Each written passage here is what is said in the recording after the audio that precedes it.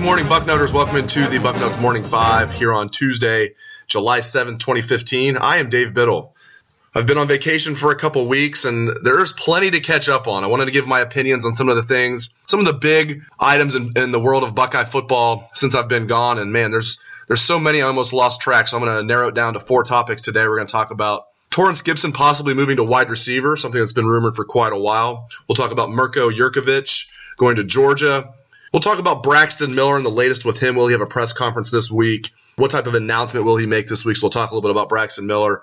And then we're going to finish the show with a phrase that you need to get familiar with if you're not already. That is cost of attendance. It's really going to change the landscape of recruiting. Cost of attendance is what we're going to finish the show with. Go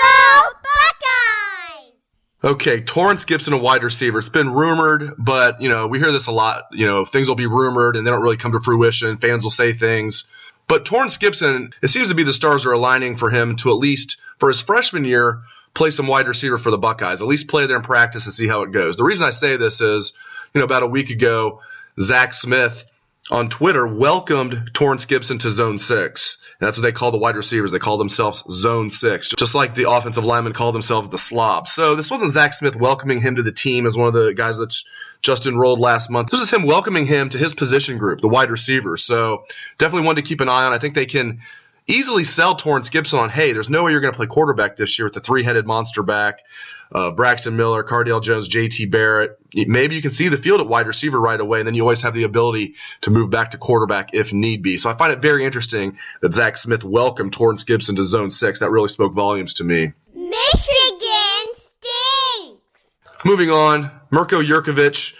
He's going to go to Georgia, not Ohio State. The plan we heard was that he was going to go to prep school for a year, get his academics in order. Well, he's not going to do that. He's going to go to Georgia, and apparently he's been accepted there or will be accepted there. I'm not sure if that's official yet, but I know I think it's a foregone conclusion. He's going to go to Georgia, and a lot of people will wonder, is this what type of loss is this for Ohio State? Well, not a big one at all. I mean, they signed 6 offensive linemen in their 2015 class, and Jurkovic was the lowest rated of the 6. I mean, they're really fortunate they signed the 5 other guys that they did. You're talking about Brandon Bowen, Matthew Burrell, Isaiah Prince, Grant Schmidt, and Kevin Fetter. I love that group. And you'd have liked to have Jurkovic in there as well as that 6th guy. But if you're going to lose one, you hate to say it, but he's the guy that you would lose if you had to lose one of those guys. So you wish him well at Georgia. I wish him well at Georgia. Again, this is not a big loss for Ohio State. 5 offensive linemen. They're going to be true freshmen this year. They already have 3 offensive linemen committed to their 2016 class. I expect them to get at least one more there. And then this 2017 class, they already have the number 1 offensive tackle in the country in Josh Myers and the number 10 offensive tackle in the country in Jake Moretti. So offensive line recruiting is going very well for the Buckeyes. I don't think you need to lose any sleep over losing Mirko Jurkovic to Georgia. What's a hokey? Girls, I don't know what a hokey is either. All right, Braxton Miller. It continues to be the billion-dollar question in Columbus. What's going to happen with the quarterback situation? And Braxton really raised some eyebrows last week when he said he was going to have an announcement to make this week. And I think everybody, frankly, incorrectly assumed that meant he was going to have a press conference this week and make some grand proclamation. Maybe he will have a press conference this week, but that's not Braxton's style. I expect when he says he's going to make an announcement, that's probably going to be something simple like he's going to say something on social media. My guess would be he's going to get on Twitter and say something like, I'm back, Buckeye Nation, and looking forward to this year. I'm healthy. I've been cleared. Can't wait for camp to start. Go Bucks. That's my guess. If I get that exactly right, I think I should win the lotto, by the way, if I get that verbatim.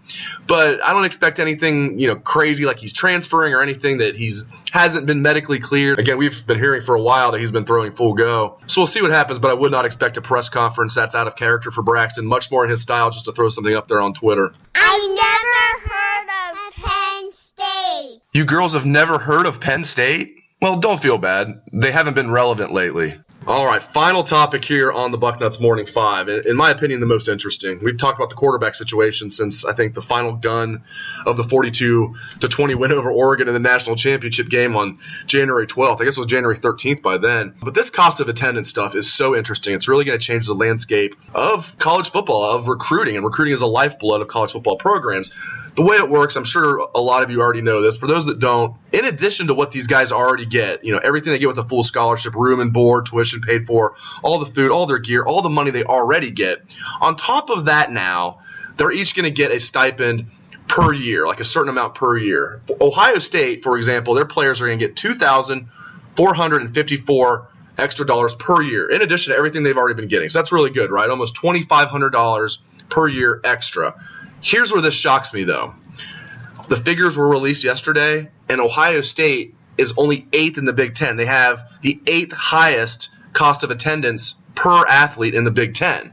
Penn State has nearly double of Ohio State. Penn State is number 1 in the Big Ten, $4,788 per athlete per year. Again, $4,788 for Penn State per year, $2,454 for Ohio State per year. Now, if a kid loves Ohio State, wants to be a Buckeye, wants to play for Urban Meyer, it's not going to make a difference. If a kid is torn, this could be the tiebreaker, and that's what I worry about here, and I'm sure many of you worry about, is if a kid is completely torn, why would that not be a tiebreaker? That's an extra, about $2,500 in his pocket per year, $10,000 over the life of the contract, so to speak. And even more surprising than Ohio State being 8th is Michigan is 12th. They're only giving their guys $2,054, $2,054. So still a nice chunk of change, but well less than what Penn State is getting. And for some comparison, if Ohio State was in the SEC, they'd be 14th. They would be 14th in the SEC with their figure of $2,454. So you look at the SEC, Tennessee has the highest, $5,666 per athlete.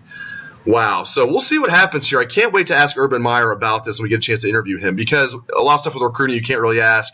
You can't ask about specific recruits, but this is something you can ask about. And I'm very curious if this is something that, at least publicly, he'll say he's not bothered by, or if he'll say publicly, no, I am bothered by this. Very interesting to see what Urban Meyer is going to say about this, because, again, this is going to be a huge recruiting tool, and nobody turns over every rock like Urban Meyer when it comes to recruiting. So very, very intriguing to see what he thinks about cost of attendance, and Ohio State kind of being on the low end of the spectrum there. We're used to Ohio State, when it comes to spending, they're near the top, not near the bottom, especially near the bottom of the Big Ten. So we'll see what happens here, but very interesting that these figures were released yesterday. Okay, that's enough babbling for me. I appreciate you guys tuning in for the Bucknuts Morning 5. It's great to be back, tanned, rested, and ready. Thanks again for tuning in the show. I really appreciate it. I hope you guys have a great day. Take it away, best damn band in the land.